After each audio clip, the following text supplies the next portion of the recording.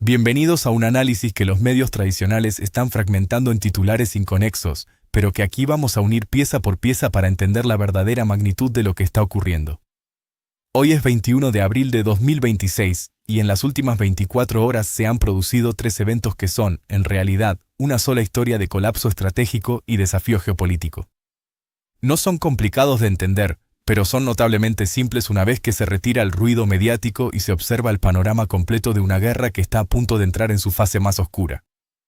El primer evento ocurrió ayer en las aguas del Golfo de Omán.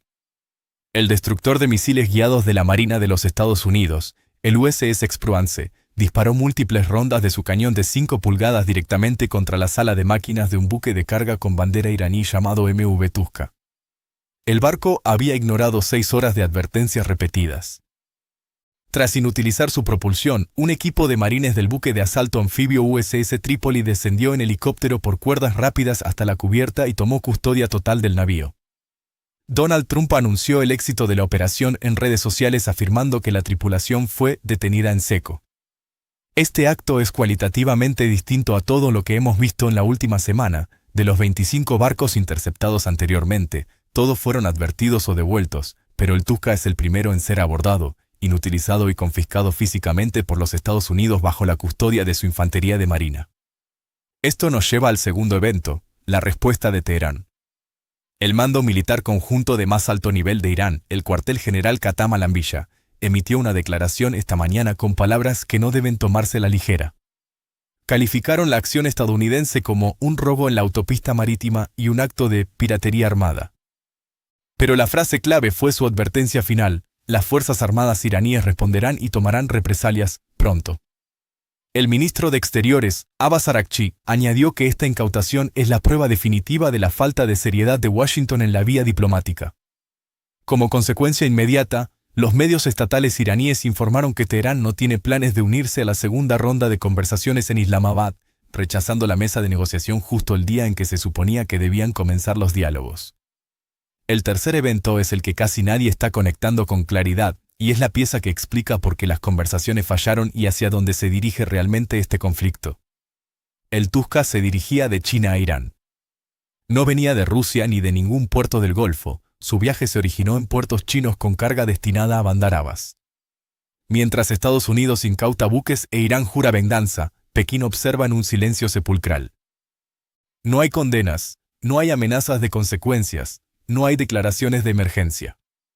China observa mientras 157,7 millones de barriles de crudo iraní están en el mar en este preciso momento, y el 97,6% de ellos se dirigen a China. Es una flota oscura masiva moviéndose por las mismas aguas donde Estados Unidos está ahora abordando barcos por la fuerza. Para comprender la importancia de la incautación del Tuska, debemos alejarnos de la superficie del cumplimiento del bloqueo. Los registros aduaneros de China muestran oficialmente 0 importaciones desde Irán, pero registran la entrada de 1,3 millones de barriles diarios de lo que denominan crudo malasio. Esa cifra es más del doble de toda la producción nacional de Malasia. Es petróleo iraní fluyendo a través de una arquitectura de sombra construida durante una década para evadir el sistema SWIFT y las sanciones del Tesoro. El Tuska era el reflejo de ese flujo en sentido contrario, mercancías chinas para sostener la economía de guerra iraní. El silencio de Pekín es una política deliberada de ambigüedad, es el mismo silencio que mantuvieron cuando el petrolero Star Rich se coló por el bloqueo el primer día.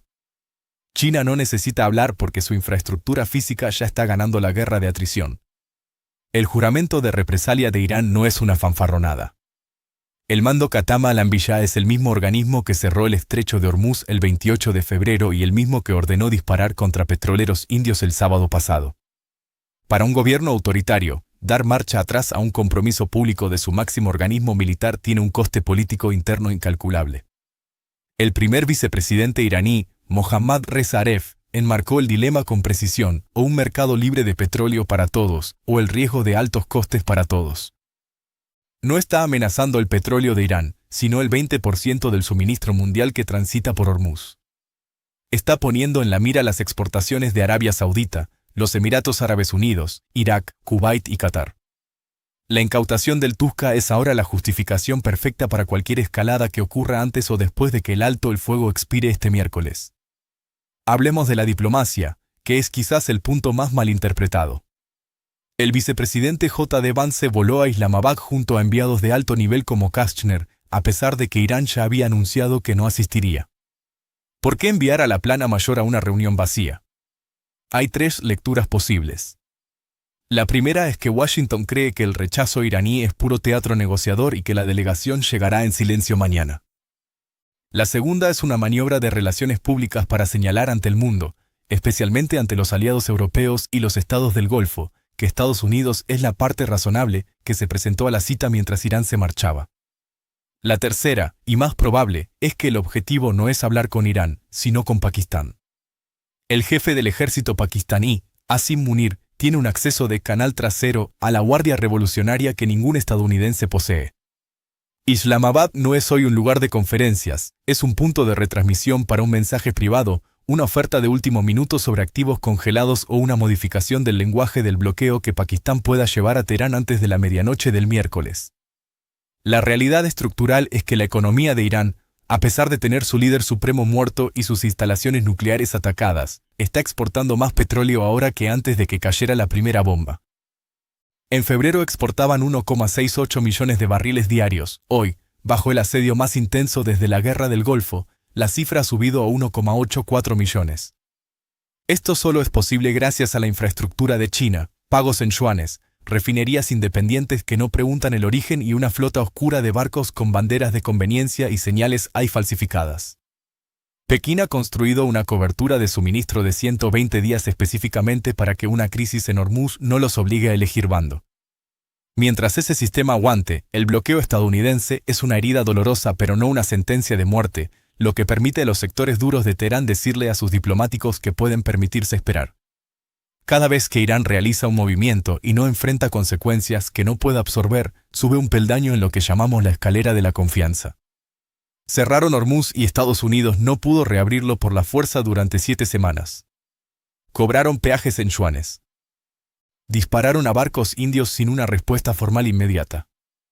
Sin embargo, la incautación del Tusca representa el momento en que Estados Unidos decidió dejar de absorber y empezó a escalar. Es el test definitivo para el sistema que China construyó. Si la incautación hace que Irán retroceda, la estrategia de Trump habrá funcionado. Pero si Irán cumple su promesa de retaliación y la guerra entra en una segunda fase, China se acercará a la próxima cumbre en Pekín desde una posición de máximo apalancamiento, con sus reservas de crudo intactas mientras el resto del mundo se ahoga en precios récord. El caso de Estados Unidos es legalmente coherente. El bloqueo es una respuesta a un actor que cerró el corredor energético más importante del mundo y el Tusca violó ese bloqueo tras ignorar advertencias durante 6 horas. Pero la lógica militar choca con la realidad diplomática. Incautar un barco de origen chino la misma mañana en que tu vicepresidente vuela a negociar no es una secuencia que genere confianza, es una secuencia que la dinamita. Las próximas 48 horas son la línea de tiempo más comprimida y consecuente de toda la guerra. Debemos observar 3 señales críticas. Primero, si se produce algún gesto de Washington sobre el Tusca para salvar las conversaciones. Segundo, si la flota oscura china se retira o cambia de rumbo en Hormuz, lo que indicaría que Pekín se está ajustando al nuevo nivel de fuerza estadounidense. Y tercero, el contenido de las conversaciones privadas entre Vance y Munir en Islamabad. La incautación del Tusca, el juramento de venganza de Irán y el silencio estratégico de China están ocurriendo simultáneamente en la ventana final del alto el fuego. Cuando las treguas expiran sin acuerdos, la pregunta no es si la guerra se reanuda, sino qué forma monstruosa tomará cuando lo haga. El 97,6% del crudo iraní en el mar va hacia China y el Tusca venía de China. El silencio de Pekín no es neutralidad, es una política de supervivencia que ha funcionado desde el 28 de febrero porque nadie ha encontrado la forma de hacer que sea demasiado costosa. El margen de error se ha reducido a 0, y el mundo está a punto de descubrir si la diplomacia del cañón de 5 pulgadas puede forzar una paz que la mesa de negociaciones no pudo construir. Manténganse informados, porque el futuro del orden global se está decidiendo ahora mismo en el espacio que separa un código QR de un disparo de artillería.